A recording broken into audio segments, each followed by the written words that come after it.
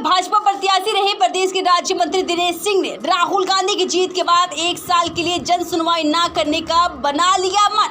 उन्होंने कहा कि रायबरेली की जनता ने मंत्री की हैसियत से वह हर शनिवार रविवार को उपलब्ध रहते थे, उनकी समस्याएं सुनकर मदद का प्रयास भी लगातार करते थे। इसके अतिरिक्त किसी भी दुख सुख में वो लगातार पहुंचते भी थे। अब जब रायबरेली की जनता ने राहुल गांधी को यहाँ के सांसद बनाया, उन्होंने कहा कि राहुल को चाहिए कि वह हर शनिवार और रविवार यहाँ उपलब्ध रहे और जनता की समस्याएं सुने। रिजल्ट आ गए, आज आपने 2 शब्द क्या कहना चाहते हैं?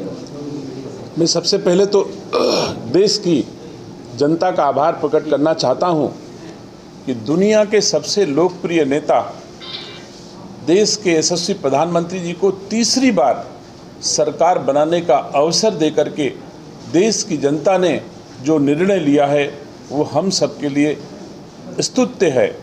और मैं मानता हूँ कि हमारे देश के यशस्वी प्रधानमंत्री जी इस तीसरे कार्यकाल में देश की जनता की और बेहतर सेवा, देश को और ताकत, देश को और ऊंचाइयां देने में कामयाब होंगे।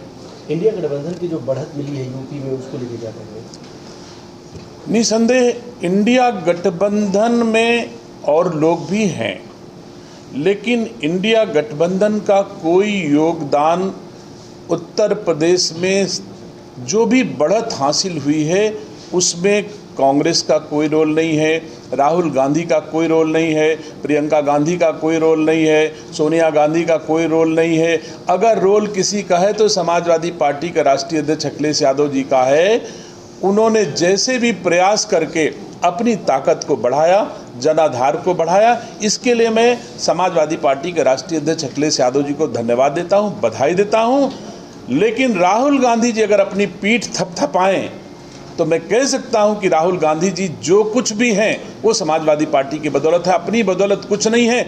दिनेश सिंह से राहुल गांधी नहीं हारे हैं। मैं ये समझाना चाहता हूं देश की जनता को कि समाजवादी पार्टी को 2022 के विधानसभा के चुनाव में 3,99,000 वोट मिला था और 2024 के लोकसभा के परिणाम से 3,99,000 वोट अगर घटा दिए जाएं तो राहुल गांधी जी दिनेश सिंह से हार के गए हैं, जीत के नहीं गए हैं। और 3 लाख वोट मैं आमंत्रित करता हूं राहुल गांधी को, अगर क्षमता हो तो केवल हाथ का पंजा लेकर के रायबरेली में दिनेश सिंह से फिर से लड़ने आकर के, और हार के नहीं जाएंगे तो मुंह नहीं दिखाऊंगा मैं इस देशवासियों को। आप ये बताएं मंत्री जी कि इस हार के पीछे आप देखते हैं कि रायबरेली जनता की नाराजगी कुछ रही आपसे, या पार्टी को अंतरकलह है जो इतना सहयोग नहीं? ना हमसे नाराजगी है, ना हमारी पार्टी से नाराजगी है। आप महसूस करो, हमारी पार्टी से अगर देशवासियों को नाराजगी होती तो मध्य प्रदेश में 29 की 29 सीटें कैसे आ जाती, हिमाचल प्रदेश में सब की सब, दिल्ली में सब की सब, जहां हमारी राज्य में सरकारें नहीं वहां सब की सब आती है। इसका मतलब मोदी जी के नेतृत्व में जनता आज भी विश्वास करती है। ये बात सही कि उत्तर प्रदेश के वातावरण में तीसरे चौथे चरण से कुछ भ्रम फैलाने में लोग कामयाब हो गए, जिसके चलते परिणाम प्रभावित हुए हैं। और मैं समझता हूं उत्तर प्रदेश में अभी 3 वर्ष योगी जी की सरकार है, देश में 5 वर्ष के लिए मोदी जी की सरकार है।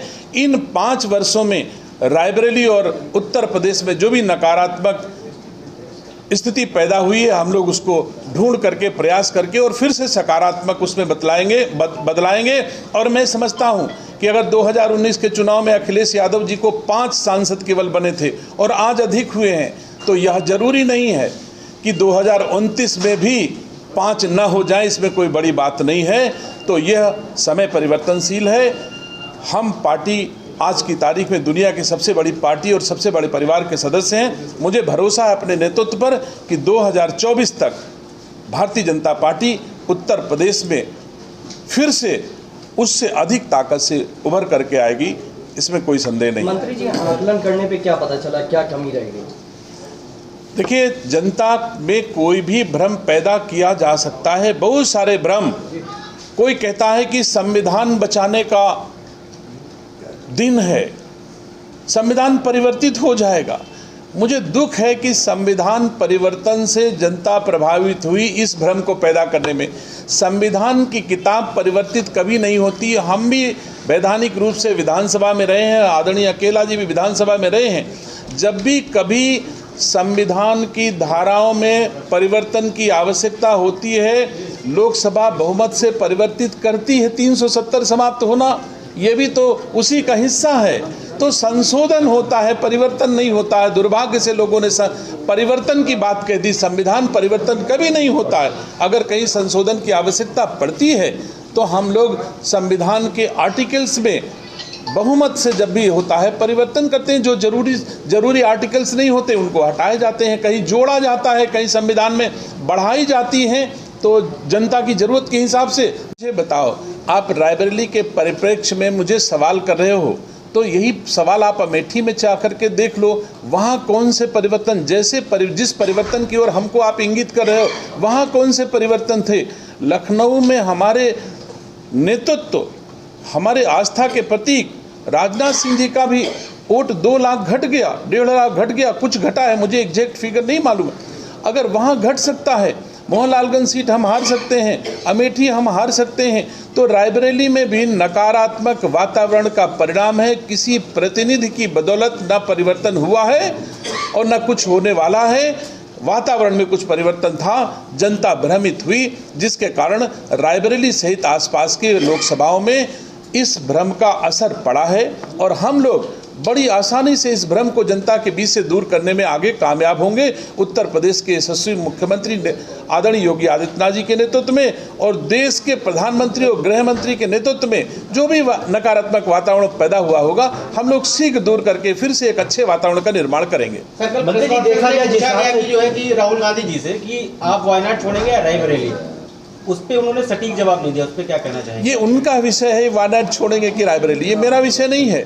वायनाड से जीते, रायबरेली से जीते, जो जिनको वर्ण करना होगा उनके लिए ऑप्शन है। इस पर मेरी टिप्पणी का कोई औचित्य नहीं प्रतीत होता। अगर देखा जाए अयोध्या में जो है भारतीय जनता पार्टी हार की, जहाँ पे राम मंदिर को लेकर काफी चर्चा की, ये भारतीय जनता पार्टी और दिनेश सिंह जैसे कार्यकर्ता के लिए गंभीर चिंतन का विषय है, इसमें कोई दो राय नहीं है। अगर जहां हम भगवान श्री राम का मंदिर, भव्य मंदिर 500 वर्षों के बाद निर्माण कराते हैं और बड़े बड़े एयरपोर्ट और रेलवे स्टेशन, बड़े विकास का निर्माण कराते हैं, तो कहीं न कहीं जो जनता के बीच में मैं पहली बार कह चुका हूं भ्रम पैदा किया है, उस भ्रम को हम लोग यथाशीघ्र दूर करके भारतीय जनता पार्टी के पक्ष में एक अच्छा वातावरण बनाने में कामयाब होंगे और फिर से जितना भी भारतीय जनता पार्टी का नुकसान हुआ है उसकी हम लोग भरपाई करने में सफल होंगे।